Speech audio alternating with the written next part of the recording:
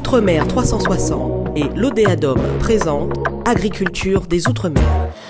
Bonjour, rebonjour à toutes et à tous. Nous sommes toujours du côté de la porte de Versailles pour vous faire vivre le meilleur de ce salon international de l'agriculture.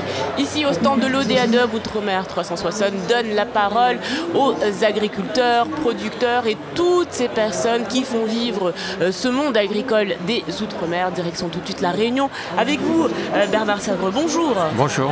Vous êtes donc représentant de Le Rucher d'Autrefois. Vous produisez miel et confiture, transformation de végétaux. Et vous nous ramenez ce produit médaillé en 2025, donc médaillé d'argent pour cette confiture Mangue Passion. Félicitations. Oui. Alors, un petit coucou à mon mentor, puisqu'il a eu la médaille de bronze, donc je le remercie de m'avoir laissé la médaille d'argent.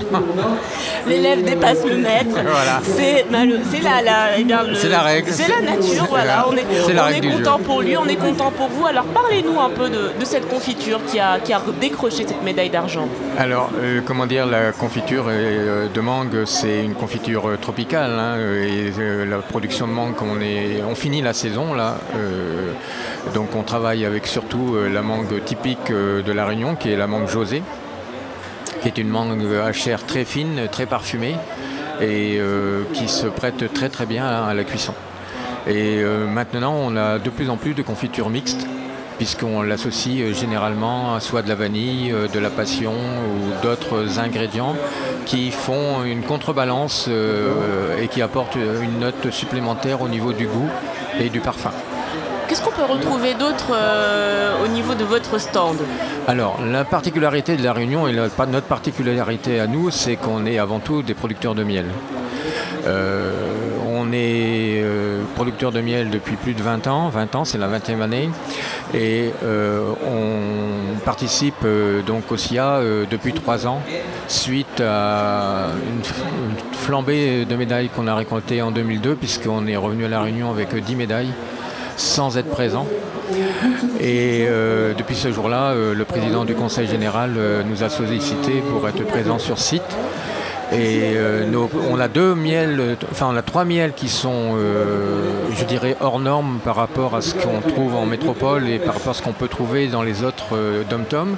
On a le miel vert, qui est spécifique de la Réunion, où l'on retrouve effectivement du miel à caractéristiques verdâtres dans les ruchers, sur les cadres, en petite quantité, puisque le miel vert est issu d'un arbre qui s'appelle le thym rouge, et cet arbre servait, avant l'arrivée des colorants artificiels, servait à faire du colorant rouge naturel.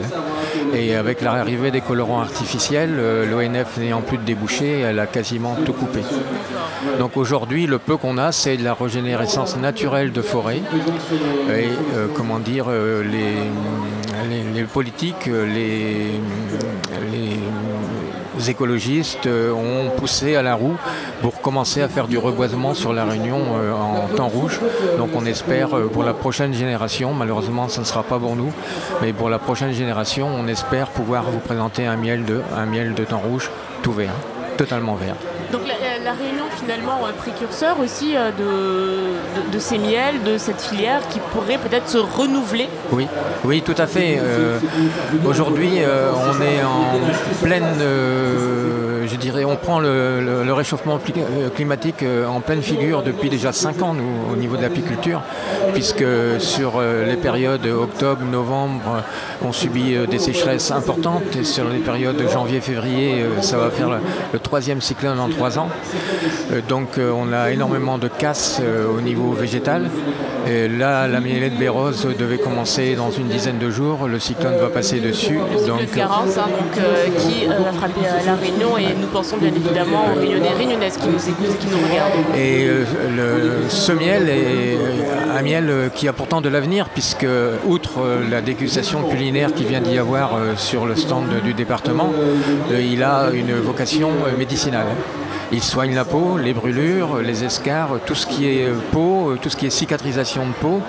Et il soigne aussi la gorge, avec une particularité, c'est qu'il faut le consommer pur. Et même à la limite, il ne faut pas l'avaler. Il faut le mâchonner dans la bouche pour que les muqueuses s'imprègnent du miel et que, associé à la salive, ça descende tout doucement sur les pétéchis d'une angine ou sur les amygdales quand on a mal à la gorge. Et dans un délai de 2 à 3 jours, sans aucun médicament, on arrive à soigner la gorge.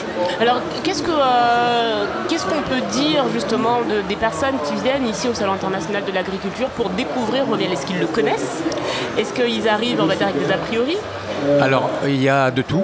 Il y a les gens qui viennent en vacances à La Réunion, qui connaissent et qui savent qu'on est là, donc ils viennent se réapprovisionner. Nous, on est là spécifiquement pas pour faire de l'export, c'est pas notre vocation, on est trop petit. On est surtout là pour faire la promotion de l'île de par sa gastronomie. Et après, il y a les gens qui n'y croient pas trop. Et puis, quand ils ont goûté, ils disent oui, tout compte fait, ça n'a rien à voir avec les miels de métropole qu'on nous propose. Donc ces miels et ces confitures qui sont à retrouver au stand de La Réunion jusqu'à dimanche, et on encourage donc à venir découvrir cette confiture qui a été donc médaillée, on le rappelle, et puis ces miels d'exception qui sont bien sur ce stand avec vous, Bernard Savreux, et on espère donc que les visiteurs pourront profiter de ces produits d'exception. En tout cas, on les invite à venir déguster, c'est tout ce qu'on demande. Après la vente, c'est Inch'Allah. Merci beaucoup.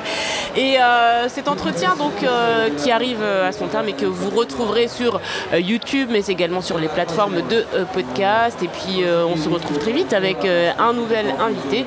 Et puis d'ici là, on vous invite bien évidemment à découvrir ces produits médaillés du côté du stand de La Réunion. Merci beaucoup. Merci pour votre écoute. À très bientôt pour un nouveau podcast Agriculture des Outre-mer.